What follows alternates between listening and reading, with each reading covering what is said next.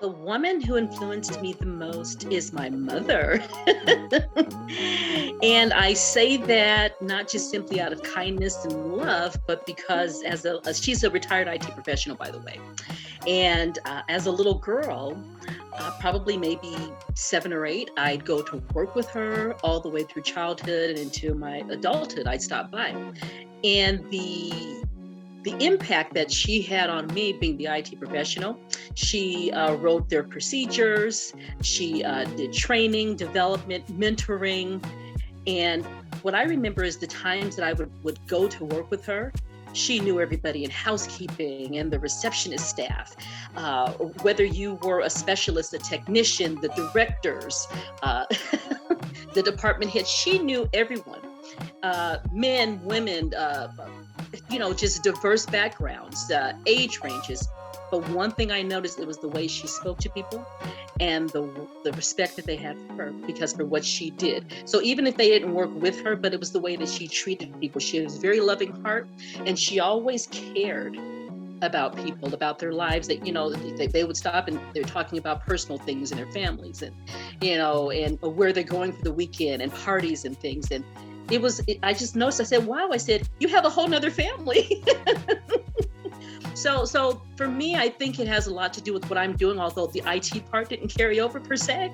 But as far as the teaching and the care and the joy and the love for people, and I consider, the university and the students, they're my second family. So, yeah. There's a few things. First, have at least several different mentors in your life. The reason I say this, when you're just starting, you're still determining who you are. You have a nice foundation, you're building your confidence, moving forward, but have a few different mentors, diversify those mentors as far as gender, industry background, ages, okay? Look at race, ethnicity, country of origin. Is very, very important because you're going to get a diverse perspective. I've always found in this type of work is that we can talk about a particular topic, but when you get the multiple perspectives about any given topic, that's where the learning and the growth comes from. And if you do it very early in your career, it trains you to be objective and to be open to multiple perspectives and to be able to hear from others, make a decision, but regardless of what you do, you're always going to be open to respecting different perspectives. That's going to help you along the way. Now, that's the first one. Let me see. Ask questions, of course. And I say this because I still get even my adult students, sometimes my age, older, younger, and they're a little weary to ask questions at first. And then when they get to know me, and then they can't stop asking questions. But so a young lady early in her career, I want you to ask questions, because don't have that fear that you need to know everything, you need to do everything by yourself. We assume when we want to help you, mentors and your boss, we assume that you don't have all of the answers. And that's one way that we can engage and build a relationship with you. So ask those questions. And the final thing is to stay current, okay? You have to know what's happening around you in the field that you're aspiring to, that you're in, the career that you're building. I always tell folks that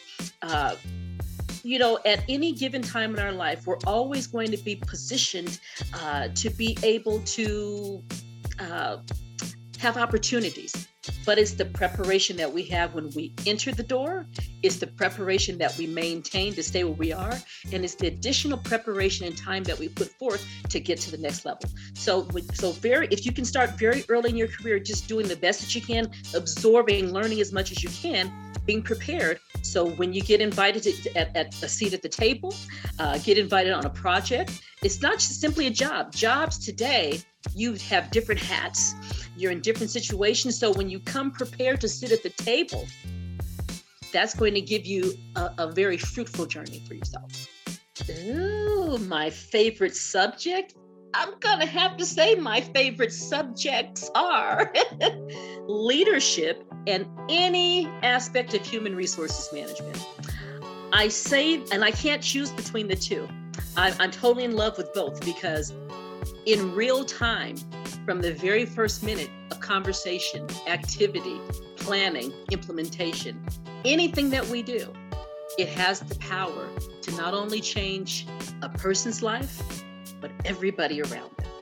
Those are the most powerful jobs on our planet.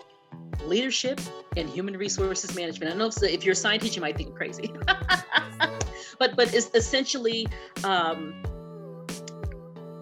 I think of a quote by Dr. Maya Angelou, and I have it here so that I don't forget.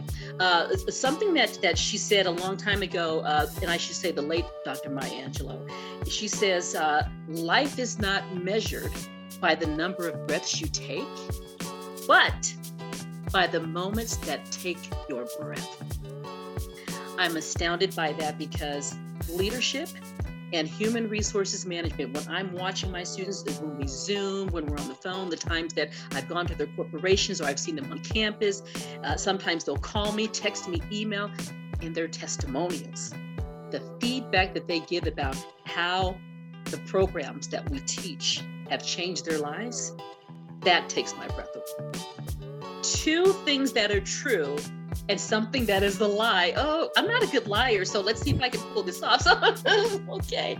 I have 1, I've taken several cruises. 2, I played in my first golf tournament about 4 years ago. And 3, I planted a fruit and vegetable garden in my backyard. Okay, you guys have a great day, and I'll see you in the future.